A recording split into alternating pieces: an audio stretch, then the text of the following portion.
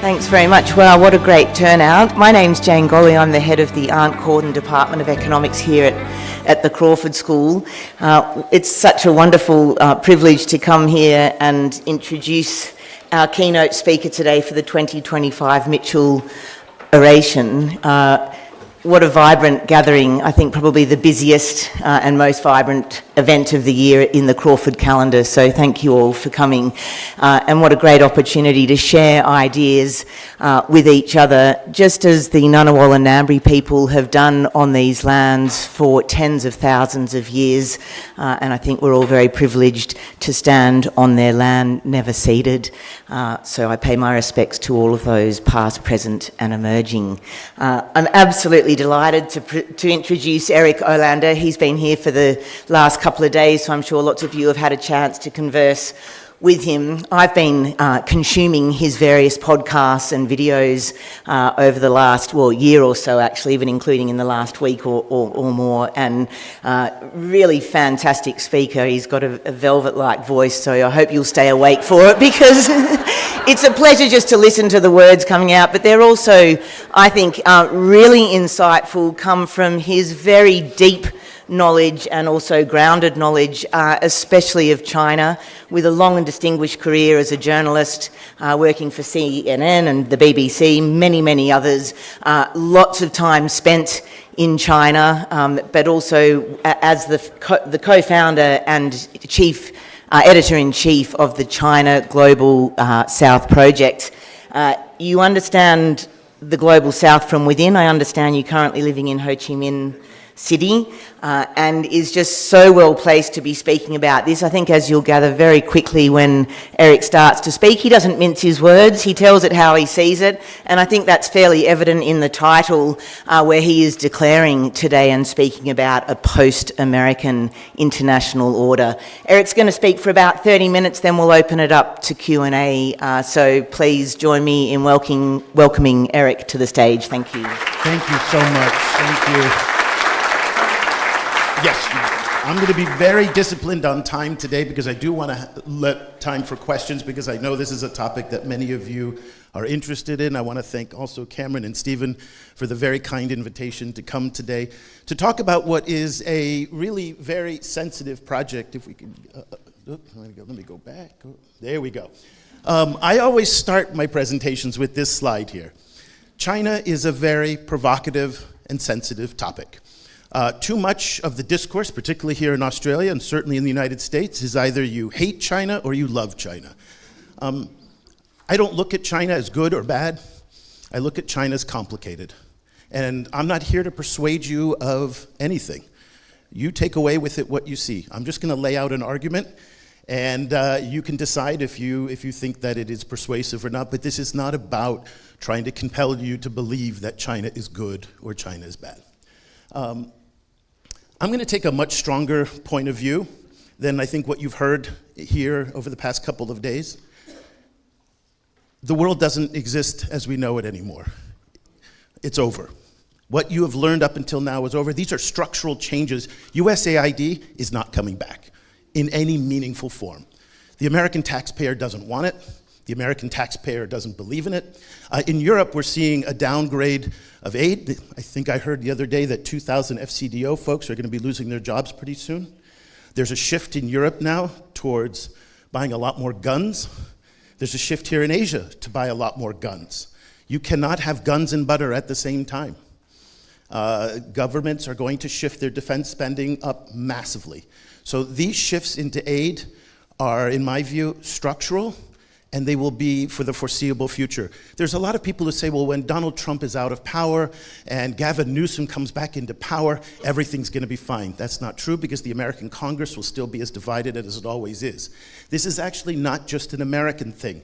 We've been hearing from our diplomatic friends who came the other day that the cuts are across the board in the aid system.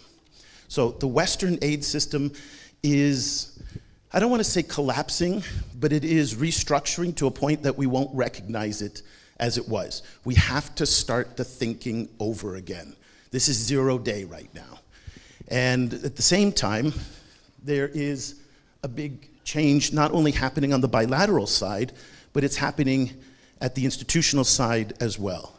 And we're going to talk about this, but the United States has effectively quit the United Nations. That is significant because the United States has been the largest provider of funds to the United Nations. It was the backbone of the ideology to the United Nations. What happens when the UN doesn't have the US? Then we're going to see the major European powers effectively pull back in their spending, and also countries like Canada as well. So this has raised the question, is China going to fill the void? And we've seen so many articles that have popped up now that the Chinese are rushing in to take over from USAID. I've seen that here in Australia, and I certainly have seen it in Europe and the US. And it is a concern that a lot of people in the West have, that they are going to be displaced. This taps into this fear that China wants to become the global hegemonic power to replace the United States. Now, that's a misreading of what China wants to do. There is no evidence whatsoever in the literature. The Chinese themselves will say it. They do not want to provide global public goods. They don't want to patrol the South Atlantic.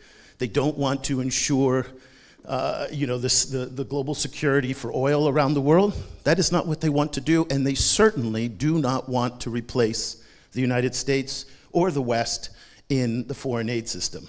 It's just not going to happen. That concern is absolutely misplaced. Here's 4 reasons why China is not going to replace the US, the West, in the aid system. Aid is not a cultural imperative in China. It's not in the ethos. A lot of our aid system today is built on a Judeo-Christian mindset and ideology of help the poor, to save people around the world. The Chinese just don't have that tradition. That's not to say that the Chinese are not charitable people. It's to say that the way that they express charity through policy does not really exist within the Chinese political system. It's just not something that they've done historically. It's not something that they really believe in. And it's, at the end of the day, it's also not something that really has any traction within the Chinese political hierarchy. They also lack the infrastructure, even if they wanted to replace the United States, for example. One of the most amazing things about USAID was just this massive infrastructure of moving grain from Nebraska to silos, to warehouses, then shipping all around the world and then distributing it, having partner agencies here in Australia and around the world. It was an amazing infrastructure that they had. China doesn't have anywhere near that. It doesn't have anything at all, in fact. So again, even if it wanted to replace the United States as a global aid provider, it simply couldn't, because it doesn't have the means to do it in terms of infrastructure. Infrastructure, both in terms of human infrastructure, the consultants, the agencies, the people on the ground who make it happen, the relationships.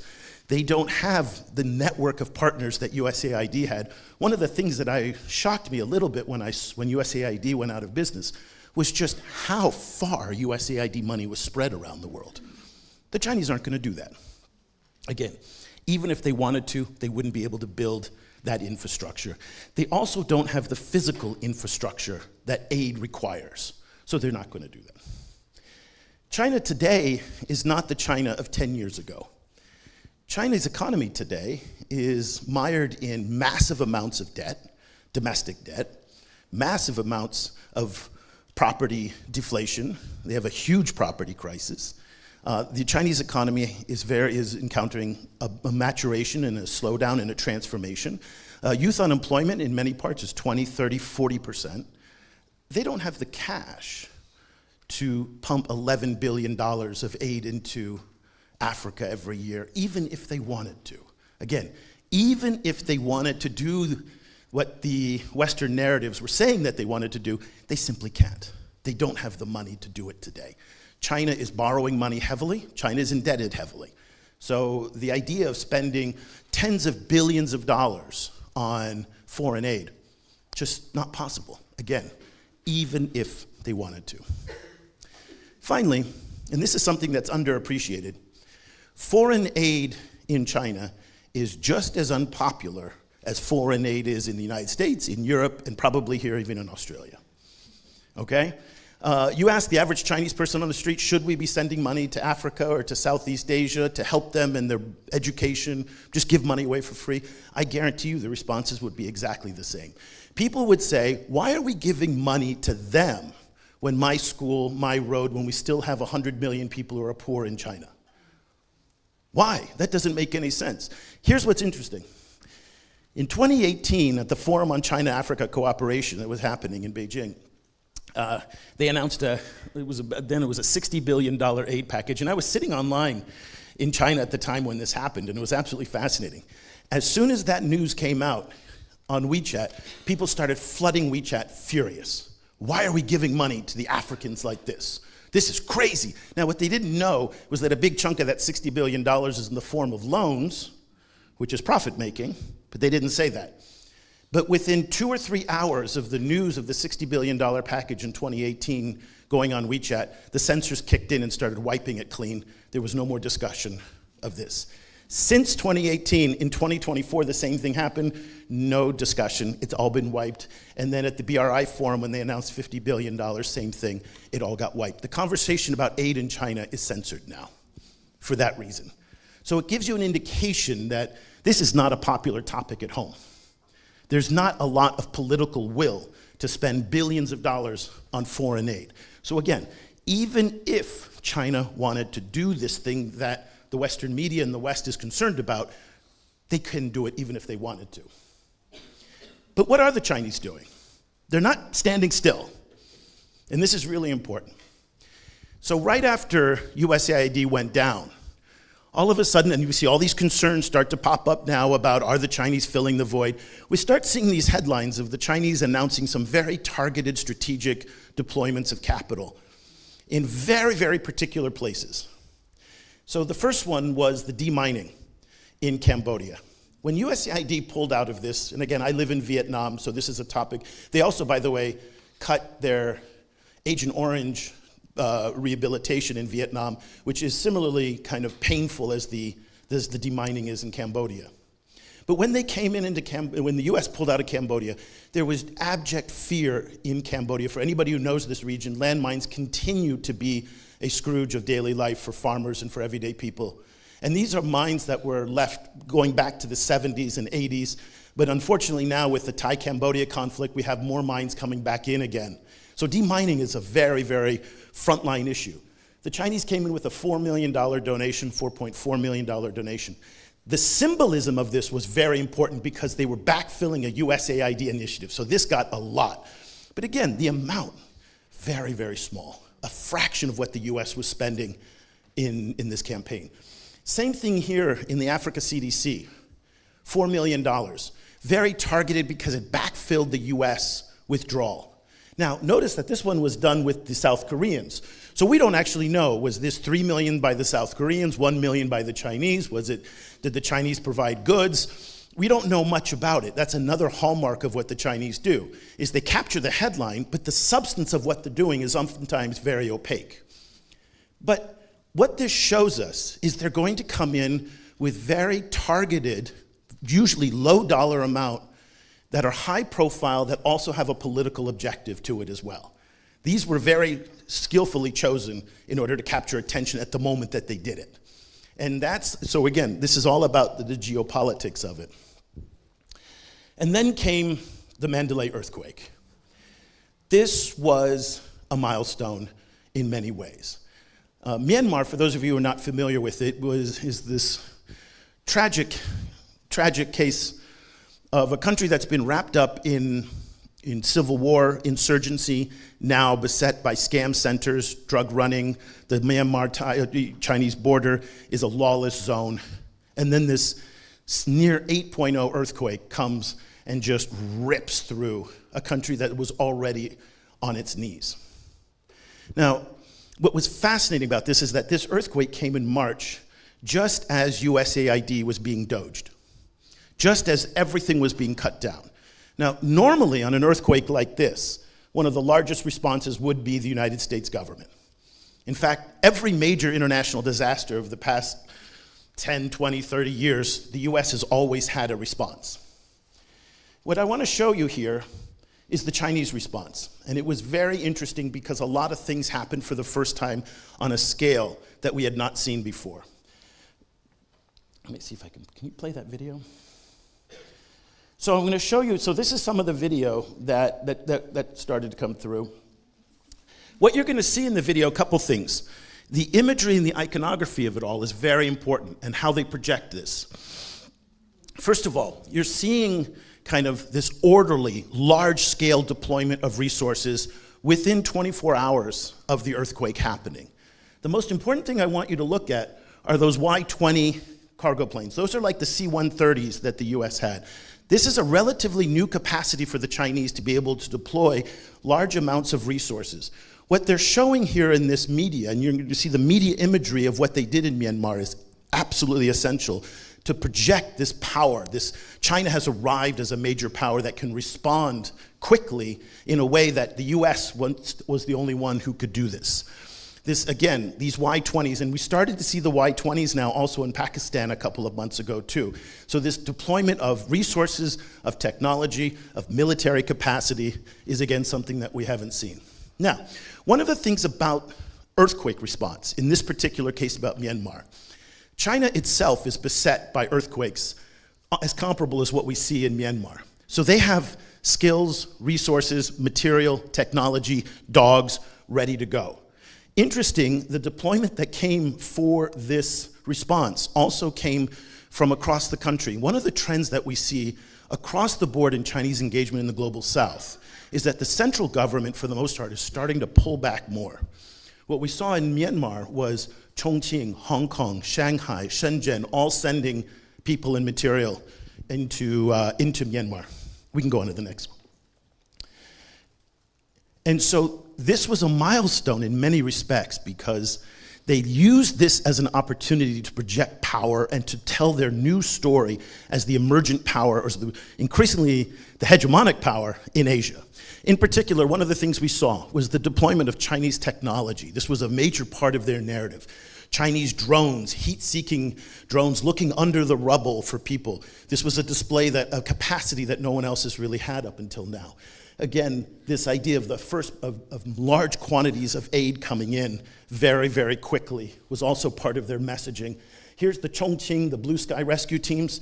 The diversity of Chinese actors that were on the scene was also something that was notable as well. And again, these Y-20s is a new capacity that the Chinese, up until about 5 or 6 years ago, really didn't have or didn't deploy for humanitarian reasons. This was something that only really the US and Europe, for the most part, had and used. Of course, other countries have C-130s, but they have so few of them, they don't use them for humanitarian response. So, in many ways, Myanmar was a turning point. We did not have any US response. There were 7 USAID workers who were sent to Myanmar, and my understanding is that they got fired when they were on the ground in Myanmar. Okay. This was an Asian response to an Asian crisis. Now, I'm talking about the Chinese here, but when I was in Vietnam talking about this, they stopped me and they said, wait. Malaysia, Cambodia, Vietnam, Thailand all responded very, very quickly. It was a very impressive turnout, and it started to give us this glimpse of what the post-American order is starting to look like, a world where the United States is not even relevant, not participatory. There was very little European response. Normally the EU would be there in pretty large numbers for something like this. They didn't show up either. There was a massive Chinese response. It was an impressive response. It was military, civilian, technology, dogs, resources, everything I was showing. And this starts to backfill the narrative that the Chinese have been talking about for decades, about Asia for Asians. Asia for Asians means pushing the US back past the second island chain.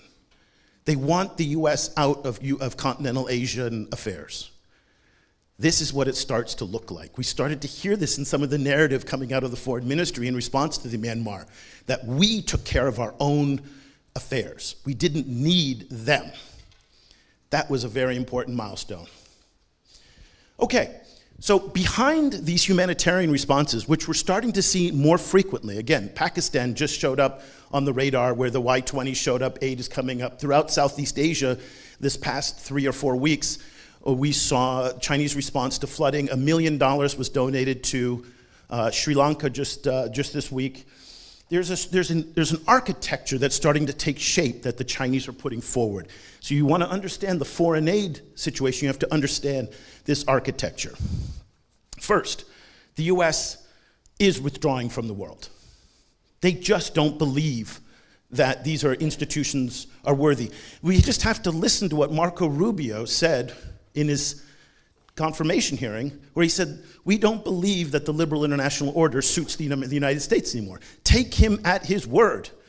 That is what they feel. I was speaking to DFAT, and I've spoken to FCDO and some others. I don't think that has fully sunken into them yet. They're still holding on to an idea that there's hope that the United States is somehow going to come back online again. They're not. Once you break these things, it's very hard to go back.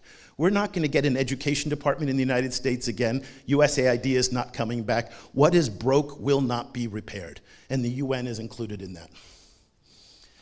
The US is $1 billion behind. That's not unusual. We're generally late with our funding because of the congressional funding cycles, but now increasingly the MAGA wing of the party doesn't want to pay. In fact, there was an article today that a congressman from Texas wants to kick the UN out of New York. That just speaks to the hostility that they have towards the UN. Total arrears, $3 billion. I spoke with a friend of mine at the UN, and he says they've effectively quit. They're not showing up for meetings. They're basically coming to the Security Council, and for the most part, for the past 6 months, it's been coming to the Security Council, defend Israel, bash Russia, and get out. There's not much more that they're doing there. So again, what does a world look like when the US isn't participating in these institutions? There's already active discussions going on in Washington today about what happens to the World Bank if the United States withdraws. According to the charter of the World Bank, it moves to its largest shareholder. We could see the World Bank relocate to Tokyo. Donald Trump has spoken openly about this. Can you play the video? Just listen to his words. This is him at his UNGA. If you can. Okay, no. Basically, he says the UN has a lot of potential, but it's not living up to its potential, and he doesn't really see the value in the US continuing to participate in it.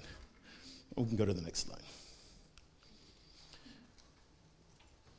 And this is going to continue. They're going to keep downgrading their engagement.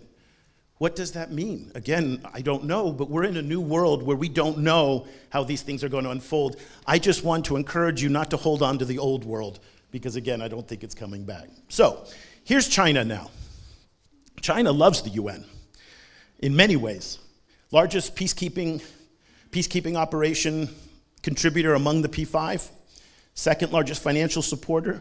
4 out of 15 of the UN agencies are run by Chinese nationals.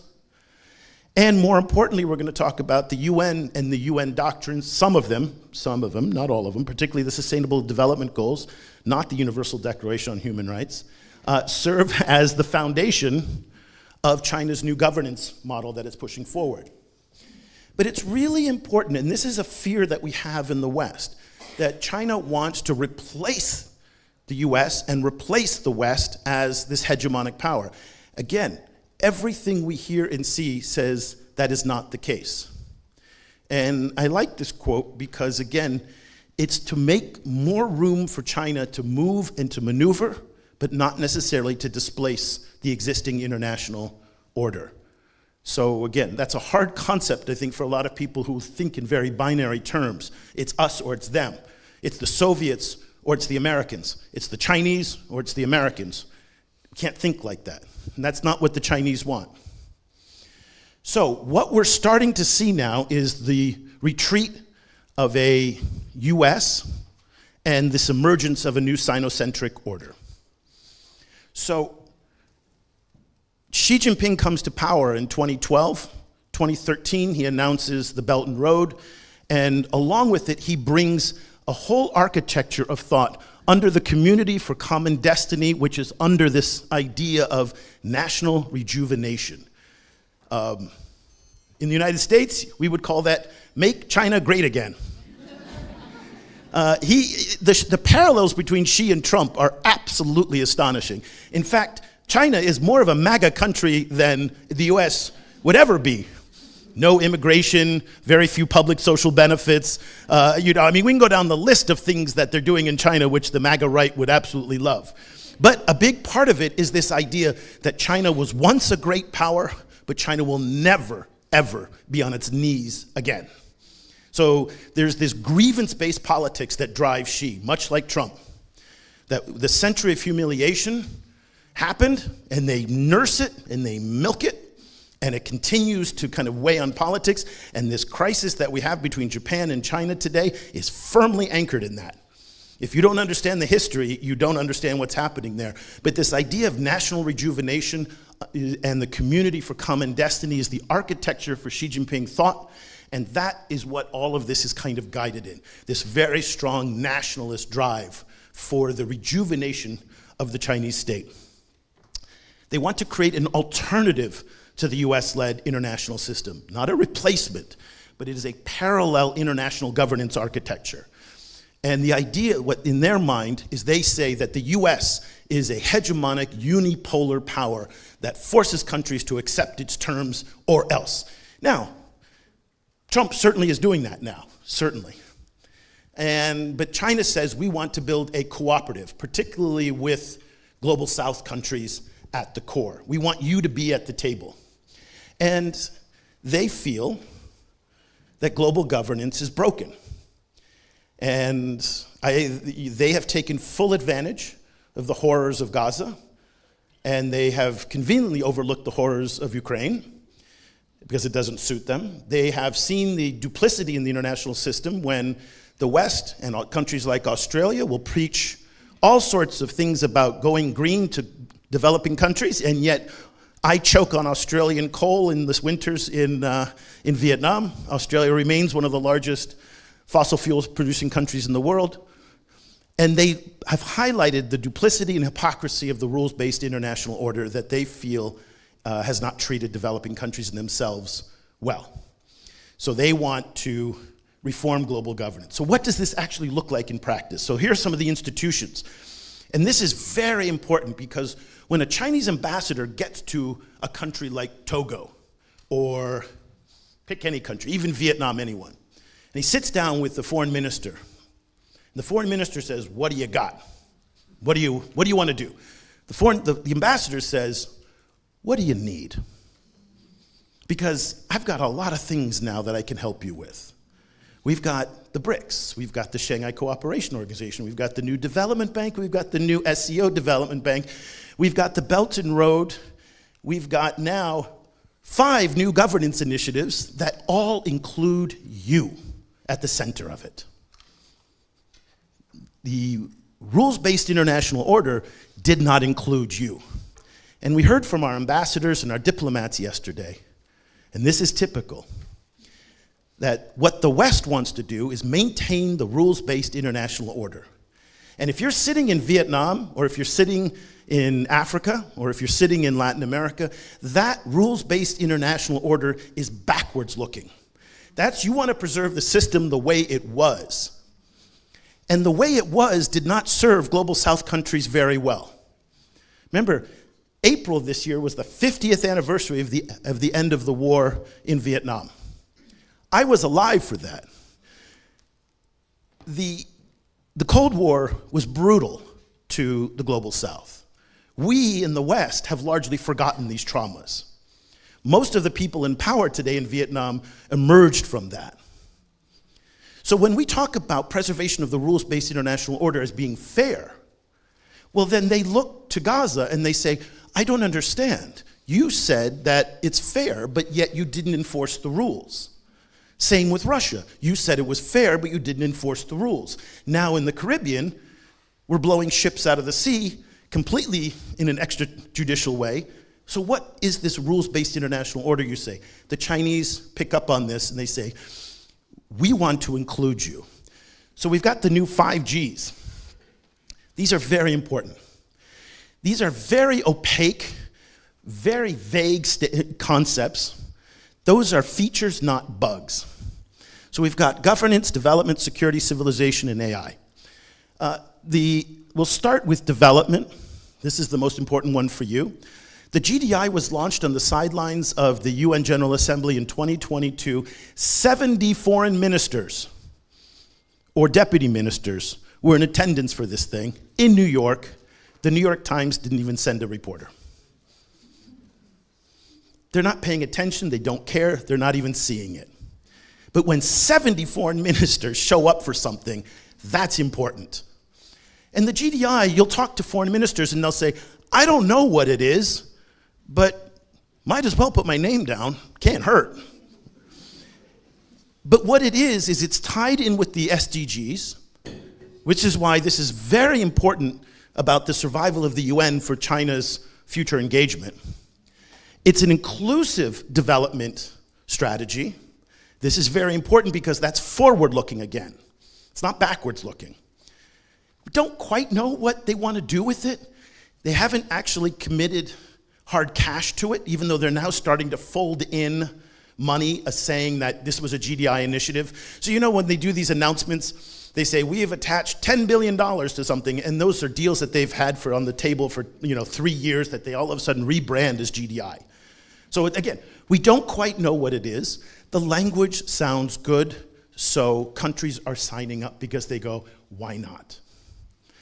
Global Security Initiative is intended to offset or replace or be an alternative to NATO and the Western and the US-led security system. So we're starting to see a lot of talk about the GSI in Africa and in other, and I think even in the Pacific Islands, they're talking about GSI and some of the security arrangements as well. It is the framework for their security dialogues that they're having. Again, very abstract in what they are. But that abstract, again, is a feature, not a bug, because it allows them to adapt it to whatever the moment needs. So the BRI, too, remember, no secretariat of the BRI. There's no headquarters of the BRI. There's no charter of the BRI. This allows them to reinvent it. It's almost like an amoeba that takes a new shape to accommodate to whatever the geopolitical environments are. All of these are that way. Global Civilization Initiative is also very interesting, and this one's very important for this crowd. This is to redefine the definition of human rights. The Chinese recoil under the idea of the Universal Declaration of Human Rights. They don't believe in universal values. They believe that human rights, like national sovereignty and digital rights, are all subject to the sovereign decisions of a country, not for a global body. They want to redefine that, and that's in particularly around the idea that the West can say, you are violating human rights to a country in Nigeria, a country like China, a country anywhere that doesn't have the same standards of human rights as the West does. This is the architecture for a new human rights language. And the new AI initiative is the idea of framing rules around next generation technologies where we're really in a competition between the US and China over AI, and so they want to shape those rules. That's somebody that should be well known here. By the way, I highly recommend his book on Xi Jinping. It's thick, it's hard, it's like a PhD dissertation, but understanding who Xi Jinping is absolutely central to understanding politics in the 21st century. He is as transformational a figure as Trump is, yet people know very little about him. Kevin Rudd wrote really a seminal book on it, but it's hard and thick to get through. He says the same thing that I'm saying. China has a vision for the future. Ask the Americans, ask the British, ask the Australians. When you sit down with your partners, what do you tell them about the future? They have nothing. The institutions and the systems that they built are falling apart. They're losing credibility.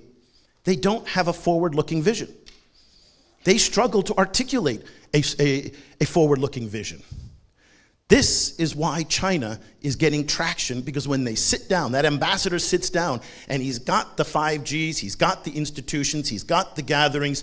Every 3 years, there's a FOCAC gathering between China and African countries. More African countries go to FOCAC than go to the UN General Assembly. Okay? This is a forward-looking vision. We don't have to agree that the vision is good or it's even that useful, but it's something. The West doesn't have that vision right now. So will developing countries take all of this seriously? Yeah, ish. They're smart, they're pragmatic.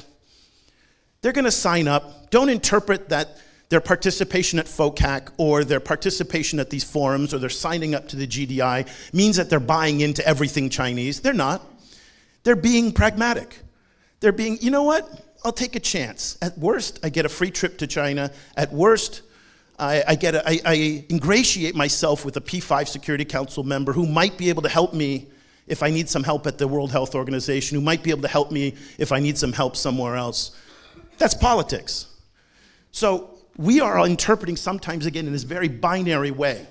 We see country X show up at a GDI conference, we think, oh my God. No, they're being pragmatic. And so they're not buying into all of it. Very important, none of the countries that I study in the Global South want to emulate China. They don't want to be like China. They don't want China's political system. Even Vietnam, which is a Marxist-Leninist, Confucian communist country, wants to differentiate. It's not importing the Chinese methods. They like parts of what China's doing. They like the infrastructure growth. They like the industrialization. They like the fact that Chinese social contracts with their people are strong. There's a lot there that they like, but they're very selective. The 5Gs, as we talked about, lack detail, but it's not clear what they represent. Also, China literacy in most of the Global South remains very poor, so they don't have think tanks and analysts who are breaking down the 5Gs and telling them and giving them policy papers. So they're kind of going on very little knowledge, but again, they're going. And Chinese policymakers, 5 years after, after all of that's BRI, sorry, everything remains unstructured. And again, that is a feature, not a bug. And we have to kind of adapt to this very fluid reality. So let me just quickly wrap up. We're seeing these changes on the humanitarian side. We're seeing the changes in the foreign policy side that are all bolstered by this new governance architecture and this new strong kind of, political drive by Xi. Those two things go together.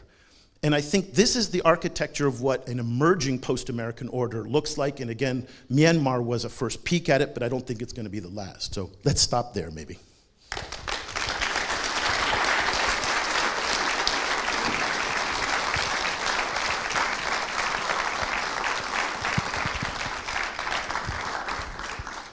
Thanks so much, Eric. I didn't say you were going to like what he had to say, but you've got to admit he knows how to say it. We have now got 15 minutes. It was delightful. Over budget. Well, you were, over but budget. You had lots to say, some very important things to say, some provocative things to say. I'm going to turn straight to the audience to see what questions we've got, and we've got about 15, 20 minutes for that. I think the first hand's gone up at the back. If you're happy to, could you please let Eric know who he's speaking to? If you'd rather remain anonymous, that's also your privilege. Sure, this is on. Hi, thank you so much for your presentation. It was super interesting. I'm Nicole Meyer. I'm actually the head of cooperation in Myanmar for the Canadian Embassy. Okay. So I'm coming from Myanmar. So my question is actually about your example around humanitarian assistance and the earthquake. So I understand what you're saying about how it was a different response, but I think you left out the point on how aid from the West would have been seen as legitimizing the regime, because it's a very different country, right? And so that seems the way of engaging with the military junta.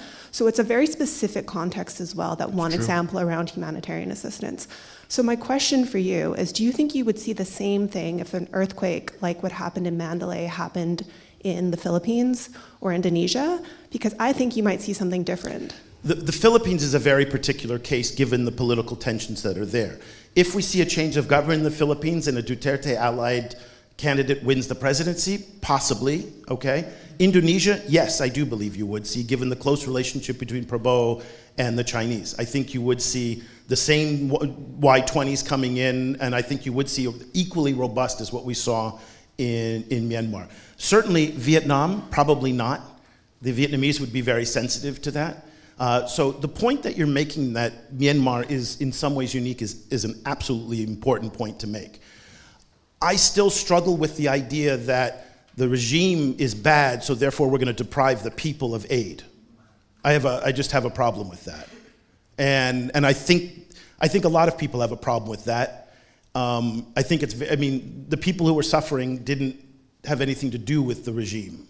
So I think that's a moral question that a lot of people have about the West. That there has to be a way to get aid in, even in regimes that are objectionable politically to the outside world. But to your point, in the Philippines, money would probably be sent, but not necessarily materiel. So yes, it varies a lot on the country. I think that's a good point.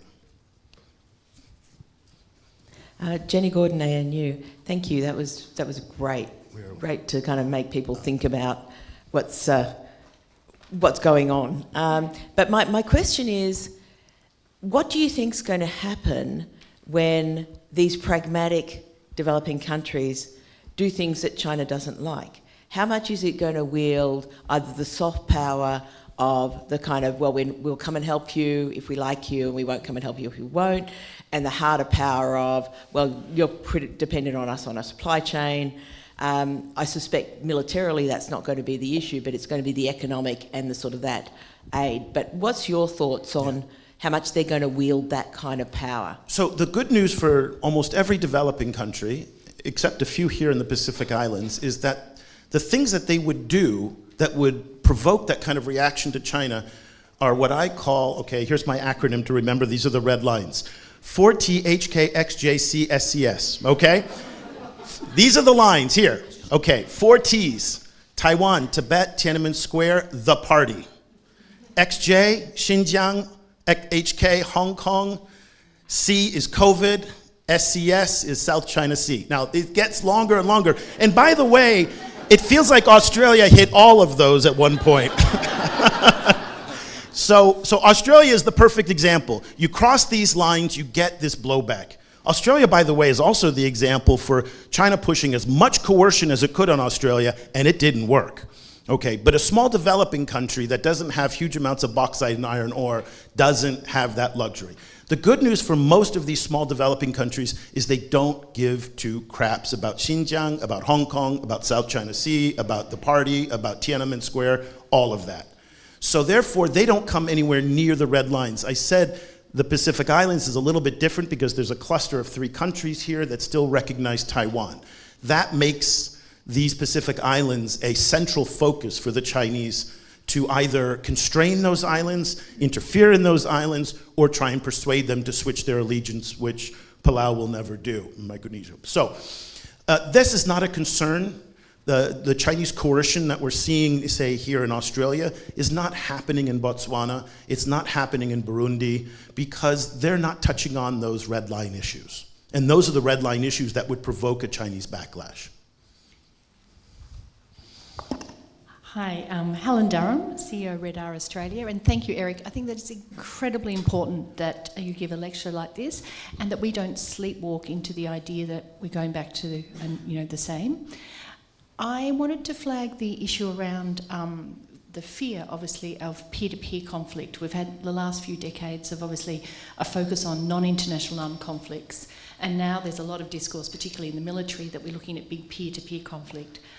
Layered onto that, it's interesting, at least in my own experience, that whilst on one hand you see a lack of appetite and a rise of the profiling of the hypocrisy of the rules-based order from World War II and sort of rupture to the discourse, you're also seeing, at least in my space, a lot more engagement by China. They're joining things like the Global Initiative on IHL that the ICRC is running. They're putting key figures. I work very closely with the president of the Chinese Red Cross in my global work. So in the last year or so, I've seen them surge into areas, maybe not to replace a power, but to engage. So how do we look at the 2 layers of concern and hypocrisy looking back, but also not wanting to disturb the Security Council power? Like, I don't think China has any desire to unsettle places where it has positions of power. So how do we play that through?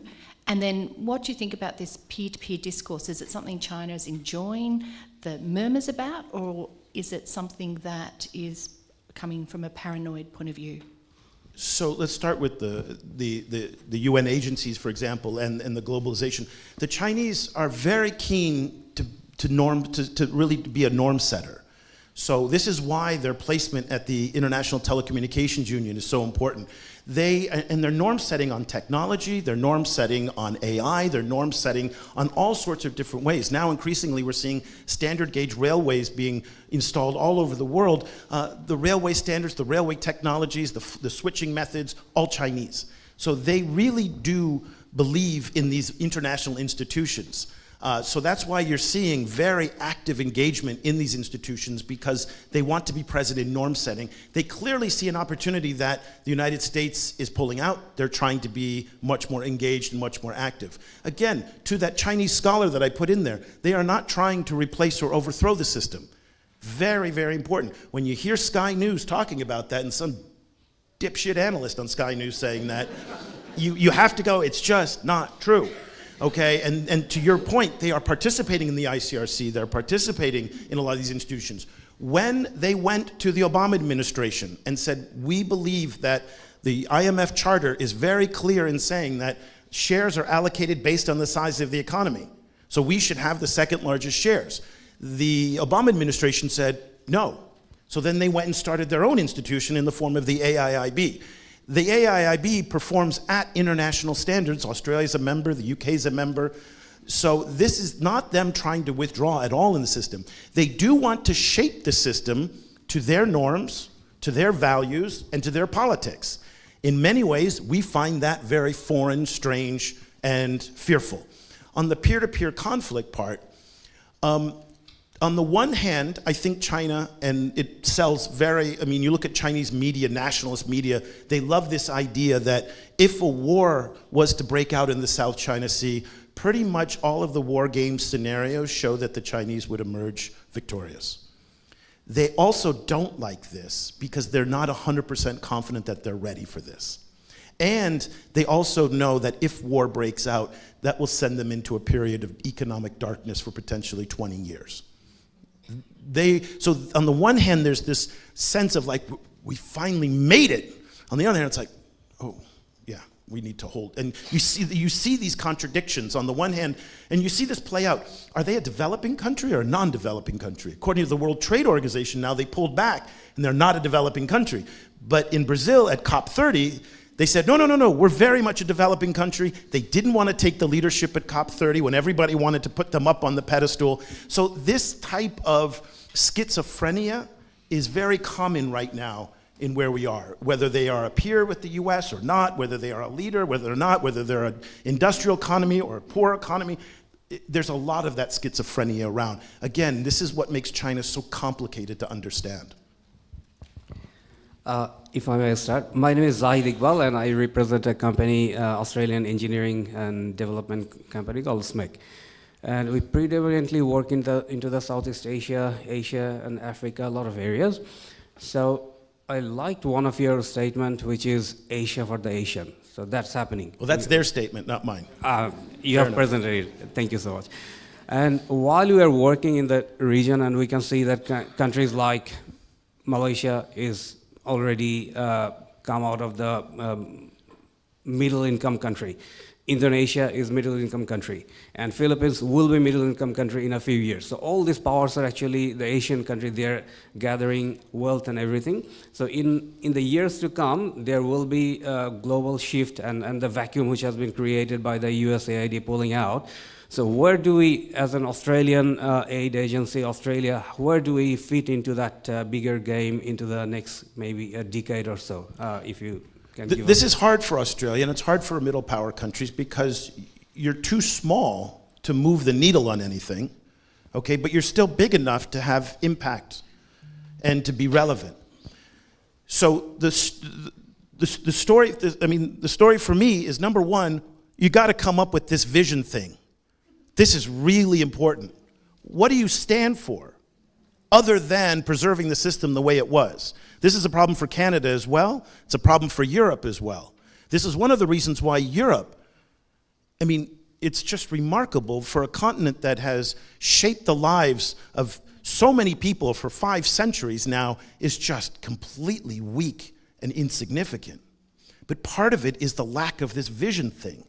So number one, maybe new institutions need to form along the lines of Britain, Australia, Canada, these are these middle power countries, to form a coalition to build ideas like what the Chinese have built, which is development, coalitions, and a vision. What do you stand for? I mean, I know what you stand for, which is for a company, you say, I want to generate revenue. But what does the country stand for? We don't have that right now in the West. And I think that's the first thing. The Chinese, when that ambassador sits down, has got a lot of things to talk about that are forward-looking. I challenge the West does not have a lot of forward-looking things. So I think first and foremost, what do? You start with the vision thing. The next thing, you start building coalitions that are like-minded. And by the way, the United States today, and I don't know if somebody's from the US Embassy here or not is going to report me back and I can't go home again. The United States is becoming a belligerent power. It just is. It's in many ways, I see the US almost becoming like Russia, where it's just messing stuff up because it can. It's doing it for the lulz. There's no rhyme or reason or strategy other than what Donald Trump is doing, okay? So I'm not entirely sure that the US is the anchor of your strategy. Now the US may be parts of it because civil society is still very strong in the US and we can't write off the US for everything, but at least on a government-to-government basis, I'm not sure the US is aligned with what you want to do. Certainly the Canadians don't believe that. Mark Carney has been very clear that the relationship with the US is fundamentally over as we know it. And so, first and foremost, I say the vision thing. That's the most important thing, and the Chinese have done that. And that's the last question at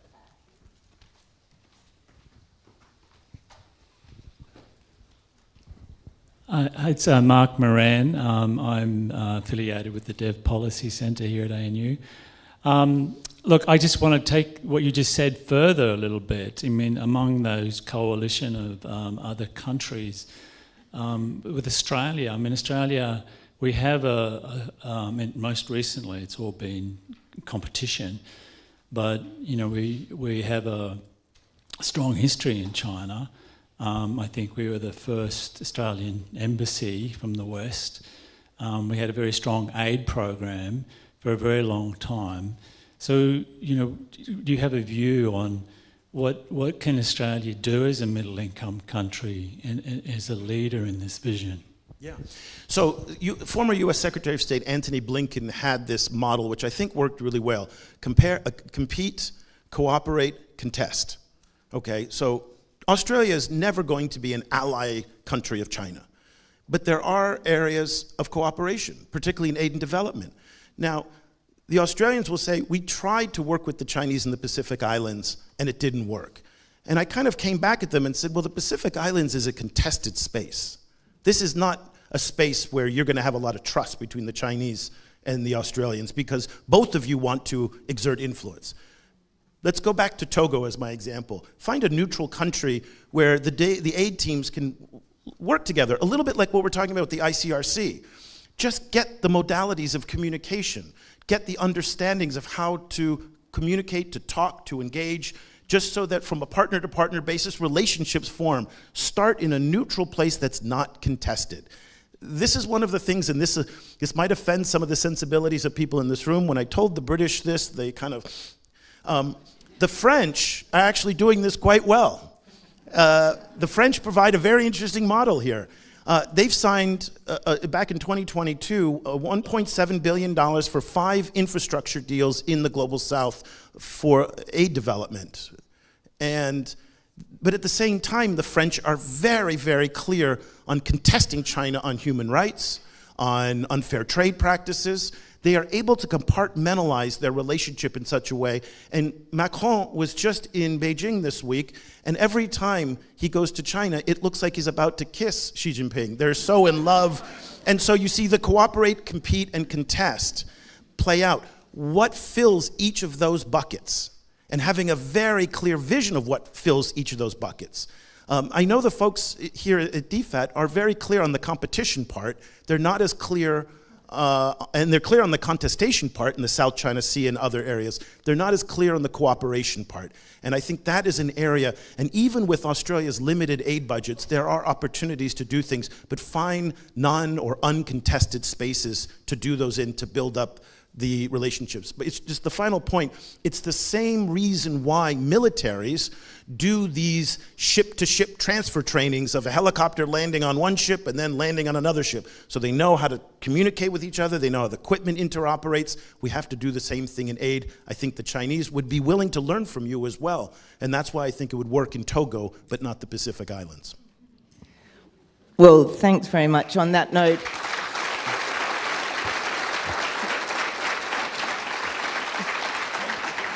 I think they're saying it all, Eric. Thanks so much.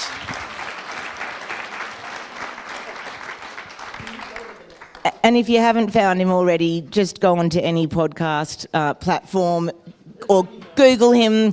You can listen to him for hours on end talking on a whole range of podcasts. And let's all practice that acronym. I want to hear you say it backwards. Thanks all. Morning tea's now served.